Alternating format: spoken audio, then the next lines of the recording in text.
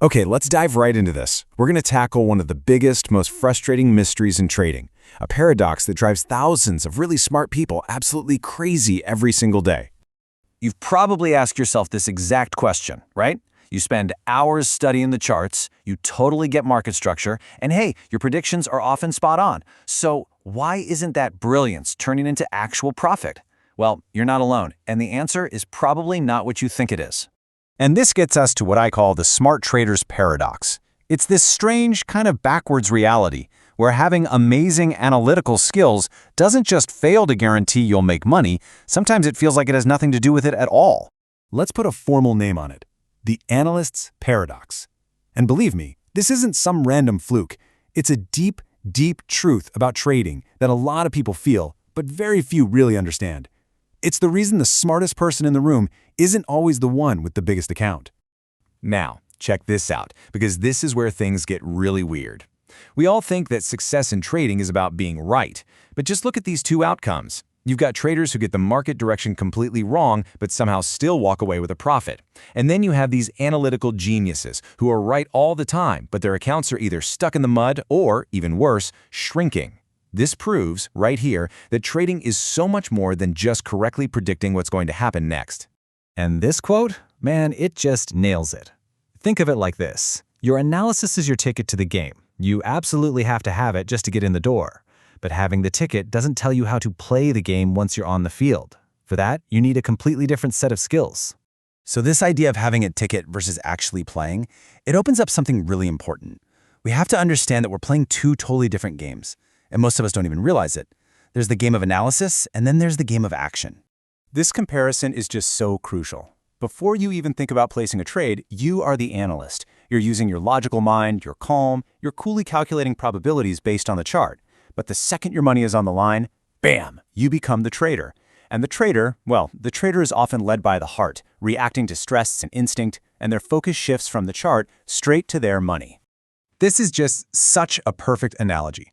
As an analyst, you're the calm observer on the sidewalk, looking at the casino, logically figuring out the odds.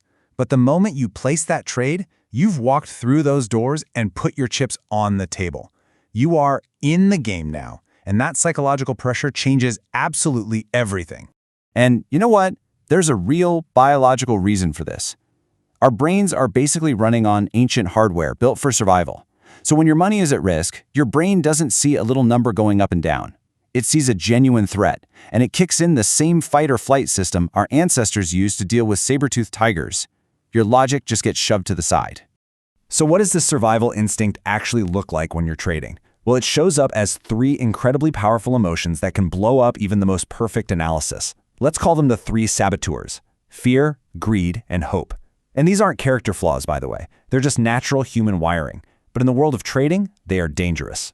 Let me break it down. Your analysis was perfect, the trade is going your way, but then there's a tiny little pullback. Fear starts screaming in your ear, so you close out for a tiny profit and then watch it run for hundreds of points without you. Or the trade's a huge winner, but greed whispers just a little more, so you break your plan and of course you watch it all reverse. And the absolute worst one.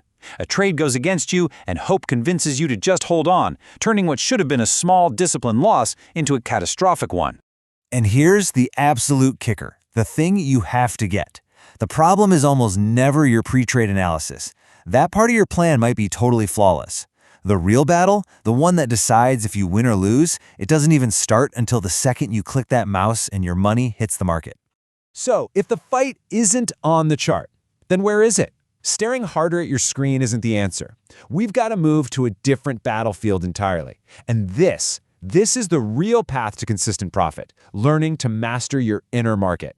Now, here is where almost everybody gets it wrong. They think the goal is to be a robot, right? To just suppress or get rid of their emotions. But telling yourself don't be afraid is like touching a hot stove and telling yourself don't feel pain. It's just not going to work. It's an exhausting fight against your own biology. The goal isn't to feel nothing, it's to act on your plan despite what you feel.